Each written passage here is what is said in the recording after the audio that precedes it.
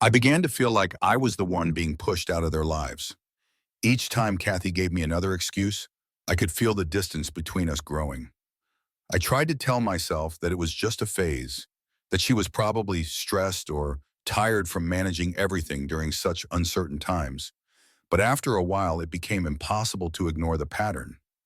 It wasn't just the lack of visits, but also how my presence was being minimized. Every offer to help or support them seemed to be met with resistance.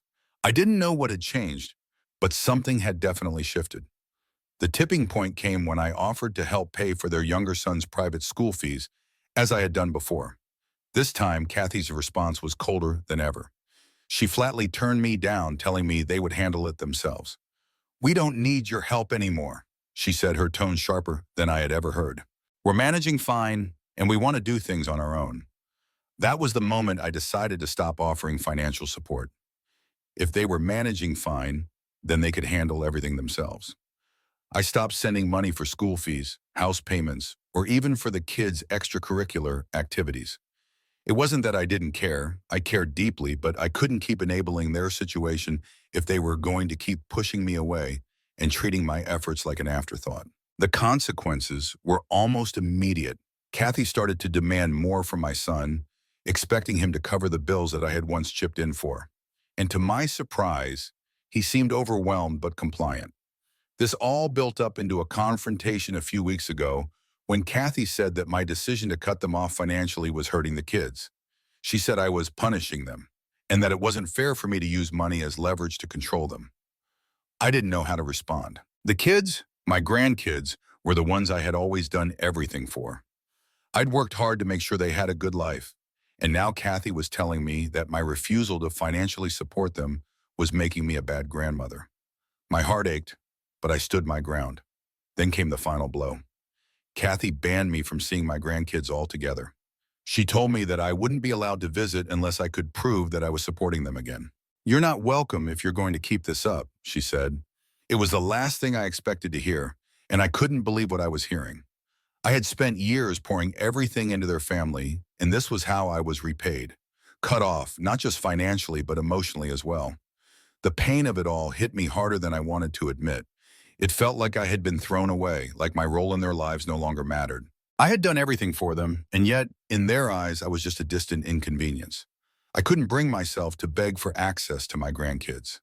I had given so much of myself, and I wasn't about to lose my dignity by pleading with Kathy. Instead, I made a decision. If they wanted to cut me off, so be it. I wouldn't continue pouring into a family that didn't appreciate me. I stopped everything. No more birthday presents, no more checks in the mail, no more trying to insert myself into their lives. As painful as it was, I knew I had to take a step back. I needed to focus on myself and my own life. I had been so consumed with trying to keep them afloat, I had neglected my own happiness and well-being. Now it was time to reclaim that for myself. But even as I made this decision, I couldn't help but wonder if there was a way to fix things, if I could ever get back to the place where my grandkids would be in my life again. I knew it would take time, but whether they came around or not, I had to find peace within myself. You're not imagining things, and you're not overreacting. When you've poured so much of yourself, your time, your love, your money into supporting your son and his family, it's only natural to want to feel included. You're not asking for grand gestures. You're asking not to be treated like a stranger in your own family. That's not unreasonable. That's human. From everything you've shared, it's clear you've gone above and beyond, especially after losing your husband. You stepped into both roles, continued running the farm, supported your son during one of the hardest financial periods of his life, and gave your grandkids a safe, joyful place to grow. You've earned more than distance and cold silence. The part that really hurts here is that you're questioning yourself, as if it's wrong to expect some warmth, some gratitude, or at the very least, honesty. That shows just how deeply this situation is affecting you. So no, you're not just being sensitive. Yes, your concern is genuine. And yes, it is time to have that honest conversation with your son, not to accuse, not to blame, but to ask simply and clearly, has something changed? Because I feel like I'm being kept at arm's length, and it's hurting more than I can say. If Kathy has a problem, she needs to be an adult and voice it, privately, respectfully, not through passive distancing and cutting you out of the kids' lives. If she's overwhelmed or trying to reclaim space for her own nuclear family, that can be talked through too. But ignoring you or subtly sidelining you after everything you've done, that's not okay. You deserve a seat at the table, not because you've financially helped them, but because you're family, because you're a mother and a grandmother, and love should go both ways. Start with your son, see if he hears you, and remember, speaking your truth isn't stirring drama. It's honoring yourself. And you absolutely deserve that. It's far worse than I imagined. In no uncertain terms, she's banned me from seeing my grandkids. And that, more than anything, feels like a knife straight through the heart. What triggered it was a phone call just 2 days ago. My eldest grandson called me out of the blue. He's only 7, but he spoke with a level of maturity that caught me completely off guard. He told me he missed me. He said he and his little brother wanted to come visit my house again. My heart swelled and broke all at once. When I gently asked if his parents knew he was calling, he hesitated, and then he hung up. Just like that. It wrecked me. The idea that he felt the need to hide that phone call, I couldn't shake it. Clearly the kids missed me, and I couldn't stand by and pretend it didn't matter. So I decided to reach out. I sent a calm, respectful message to both my son and daughter-in-law, letting them know that Ben had called me. I simply asked if there was a reason he felt like he couldn't talk to me, and whether or not it was okay for the boys to come visit. I didn't accuse, I didn't demand. I just asked for clarity. No one replied. Instead, the next day, I received a scathing email from my daughter-in-law. She accused me of manipulating Ben, of interfering with their parenting, and completely out of left field, she labeled me a bad influence. She said I was spoiling the boys and trying to win their affection with material things. I was stunned, absolutely gutted. Up until now, all I've done is offer love, support, and help whenever I could. To be met with that level of hostility? It was cruel and completely disproportionate. After several nights of sleepless tossing and turning and some heartfelt conversations with a few close friends, I decided I couldn't let it fester any longer. About a week later, my son stopped by to pick up the monthly check I've been giving to help out. I gently brought it up. I asked him if something had changed, if his wife had an issue with me, and why she seemed to be freezing me out. He brushed it off at first, saying she'd just been busy or was under pressure. That's his way. He's always tried to keep the peace, even when it means biting his tongue, but I couldn't let it go. So I asked him point blank, did Kathy have a problem with me? And if she did, why couldn't she speak to me about it directly? That's when it all came out. He shifted uncomfortably, then finally said, Mom, I don't think it's a huge deal. She just thinks you're doing too much. She's trying to do things her way. And just like that, the real reason slipped out. Kathy had decided, without saying a word to me, that I was spoiling the kids. She thought I was stepping over some line by giving them gifts. So her solution? Cut Grandma out. I was floored. This wasn't about boundaries. It wasn't about parenting styles. It felt personal. I've never once overstepped. I've only ever given them gifts for birthdays, holidays, or little surprises here and there. Books, puzzles, school supplies. Nothing extravagant. And if she had asked me to scale back or stop altogether, I absolutely would have respected that. But instead, she blindsided me with radio silence, then slammed the door shut without any warning. And now I'm the villain for showing love in the only way I know how. It's understandable that you're feeling hurt and frustrated. You've been a significant part of your grandkids' lives, and now you're being shut out for reasons that seem to be based on insecurity rather than any real harm you've caused. The fact that Kathy is allowing her own feelings of jealousy and insecurity to dictate the relationship between you and your grandkids is troubling, and it's not an easy situation to navigate. Your son's response is also troubling. It seems like he's caught between the two of you and isn't doing enough to advocate for your relationship with his children.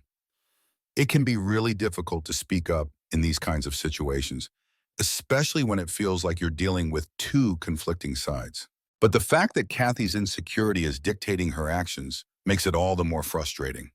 It's not unreasonable to want to be involved in your grandkids' lives, especially after you've done so much for their family. Your grandkids should have the right to spend time with their grandma if that's what they want. And Kathy's decision to cut you off because of her own feelings of inadequacy is not fair to anyone. Children often express excitement about experiences they've had, and it's a shame that Kathy is taking this so personally. It might help to have another conversation with your son, one that's not just about the kids, but also about your relationship with him. You may need to explain how hurtful this situation is and why you feel it's so important for him to step in and advocate for you as his mother. If Kathy continues to shut you out without considering the impact on your grandkids, it may be necessary to draw boundaries on how you interact with her, and ultimately, to decide whether you'll continue to play a role in the family dynamic if it's causing you this much pain. This whole situation involves complex family dynamics, but you deserve to have your feelings heard and to maintain a meaningful connection with your grandkids, especially since you've given so much of your time and effort to their family. This isn't an advice post. I just need to vent and get it off my chest. I tried changing the tag, but it won't let me. So here it goes. First off, I never took the kids without their mother's permission. Not this time, not ever. I always sent a text to either her or my son, letting them know my plans in advance. I never acted without their consent. If she had an issue with the Disneyland trip, she could have said so. But no, she saw it as the perfect excuse to push me out, to create distance. And why? Because deep down, she's jealous that the kids might love me more than her. It's petty and it's cruel. I was hurt, yes, but more than anything, I was furious. What could I do? There's no law granting grandparents rights, and even if there were, I don't have the energy or time to go chasing legal battles. So I let it be. But I couldn't let them keep using me emotionally and financially. So when my son came to collect the usual monthly check, I looked him in the eye and told him I was done. No more support. They're on their own now. He looked stunned. He started arguing, saying it was unfair to cut him off without notice. I said, exactly. How do you think it feels to be cut off from your grandchildren without warning or reason? I told him I wouldn't keep funding a situation where I was being treated like some unwanted outsider. And then came the cherry on top. He asked, would you still give us the money if Kathy apologized? I couldn't believe it. He talked like I was just a bank account, not a person with real feelings. I told him, I helped because I loved you and those boys, not because I owed you anything. But after seeing how bitter and cruel she's been, I don't care anymore. He asked again, what if she apologizes? I laughed. Good luck. I'll be proud if you can even get her to say sorry. Deep down, I knew he wouldn't. If he had a backbone, she wouldn't have been able to cut me off to begin with. Things went quiet for a while. I'll admit, I had a small hope that my son would wake up and realize what he'd done. Instead, I heard from distant relatives that Kathy was going around telling people I cut off their funds to control them.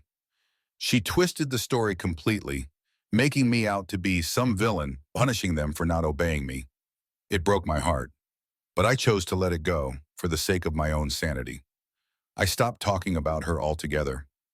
I miss my grandsons terribly, but instead of sulking, I decided to redirect my time and money. I started volunteering and doing small acts of service for people who truly need it. And I've realized helping those who appreciate you is far more fulfilling than wasting yourself on those who never will. I truly thought I was healing, that the worst of the pain had started to fade, until a few days ago when one of my closest friends called me in a panic. She owns a small salon that Kathy frequents, and this time she overheard a conversation that left her stunned, and me completely shattered. Kathy had come in with a couple of her friends and was loudly bragging about how she'd finally gotten rid of my presence in their lives. According to my friend, Kathy was practically giddy as she mocked my appearance, calling my clothes farm chic and sneering at what she called my desperate need to be adored. She went on and on about how she'd put me in my place and taught me a lesson for trying to be the center of attention with the kids. She claimed I was trying to buy their love and that she was proud to cut me off, to make sure the boys didn't get confused about who really runs the household. Hearing that felt like a dagger to the heart. Not only had she succeeded in isolating me from my grandchildren, children I've loved and cared for deeply, but now she was turning me into the villain. She was painting me as some intrusive, pathetic woman clinging to attention with gifts and affection. I broke down, completely. All I ever did was try to show love, to help, to be part of their lives in a meaningful way. And this is the thanks I get: humiliation, mockery, erasure. I'm terrified of what she's telling my grandsons, that I don't care about them, that I abandon them, that I'm just a bitter old woman who only shows up with presents. Knowing her, she's twisting the truth to poison them against me. And as for my son, I wish I could say I expected better. But he's been spineless this whole time. He knows exactly what's happening. He sees it. He just refuses to confront it. And I'm done pretending that his silence isn't a choice. Fast forward 4 months. 4 long months since I stopped financially supporting them. I didn't expect much to change, but yesterday, for the first time in months, my son came to see me. I'd be lying if I said a part of me didn't hope this visit meant he was finally ready to talk. Maybe to apologize. Maybe even to try and fix things. But no. He was only there to ask for money. Turns out the financial strain is hitting hard now that my support is gone. Apparently, they're struggling to pay the boys' school fees, and the credit cards are maxed out. I asked him how he had managed until now, and he admitted he'd been charging everything to his cards. And what was Kathy's reaction when she found out I'd stopped helping? She laughed, told him to pick up a second job, so he did. Now he's juggling 2 jobs to keep things afloat, while she's still considering going back to work someday. Honestly, it's pathetic. I don't even blame her completely anymore. She's not the only one who failed here. My son let it happen. He let her run this household into the ground while he stood by, too afraid or too weak to stop her. And now they expect me to clean up the mess? No, not anymore. When I brought up his wife's demand that I stay out of their lives, he looked frustrated and exhausted and said, "Mom, you have to understand, she's just doing what she thinks is best for the kids. She thinks they're better off without all the spoiling." I couldn't hold back anymore. I told him about what I'd heard from my friend, about how his wife had been mocking me behind my back. He looked visibly uncomfortable, but he didn't defend her. I asked him, "Is this really the kind of family you want for your kids? To keep them from their grandmother while their mother tears down everyone who doesn't cater to her?" He looked down and whispered, "I don't know, Mom. I don't know what else to do." I said, "Well, to start with, call her out for her evilness, show her the mirror, talk to her about the reality of her financial state and the adversity of her decision. She could care less about anything, even as severe as her kids' education getting affected. All she wants is to have me out of their lives. Fine by me, I'm out, but I also take the money out of the relationship. You can't have my money when you can't stand me, right?" I refused to pay the school fees, telling him that if Kathy's pride mattered more than the kids' well-being, then he needed to figure things out for himself. He started sobbing that his son's education and their future were jeopardized in this catfight. I said their mother should be more concerned about them.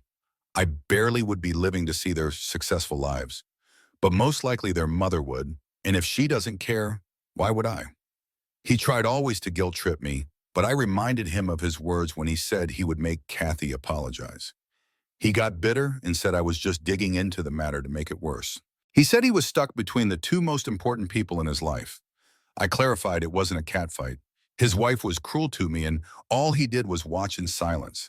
I told him if he had any self-respect, he should take charge of his life and not beg in front of me for money. He insisted I put my guard down for the sake of his kids and him. I said I'm done being manipulated, so he better use his word tricks to get his wife's lazy butt to work and help him financially. He left after that, realizing I wasn't going to back down. I do feel bad and sometimes even guilty for letting those kids suffer, but I can't let their parents exploit me and walk all over me, right?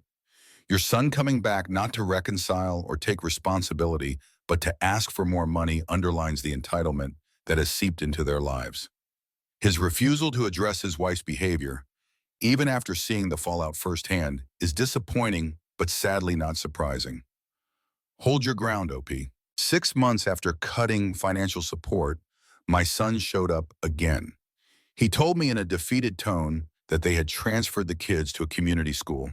They also didn't solve their financial troubles. I just chuckled and said it would never get solved because they've been living way beyond their means all these years with the help of financial aid they've been getting from me. He came to plead with me to pay off his credit card because he has crossed all deadlines for the payment, and now the bank is chasing him. I just smiled and said, "No, I'm not bailing you out." He asked what he should do to change my mind. I reminded him to start with, "How about an apology from your dear wife, which you talked about months ago?" He wanted to say more, but seeing me disinterested, he just left without any more words. I wasn't even looking at him while speaking, and he knew it was fruitless talking to me. A few days later, I received an email from my daughter-in-law. This time, she was not angry but pleading.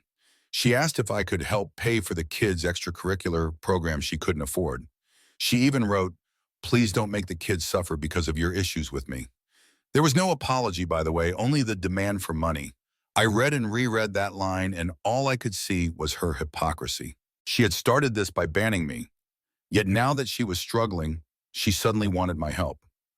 Her reason for the ban was that she didn't want me to exploit the kids using money and accuse me of controlling them, and now she was pleading for the same money. Wow, I didn't respond then. 2 days later, she sent a reminder email. I ghosted her. I mean, what else to expect from me after being so cruel? I worked hard to detach myself from them, and I don't want to ruin things with these occasional show-ups. I've been working on rebuilding my life and focusing on the things I could control. I joined local groups and have started volunteering for social service. I even made a few friends who knew exactly what it was like to be ostracized by family, and that support has made all the difference. Every now and then I get a text from my son, usually late at night, just checking in. I know he's in a tough spot, but I'm done compromising my self-respect to fund someone else's entitlement. I don't know what the future holds. Perhaps one day when the kids are older, they'll seek me out and I'll be able to tell them the truth.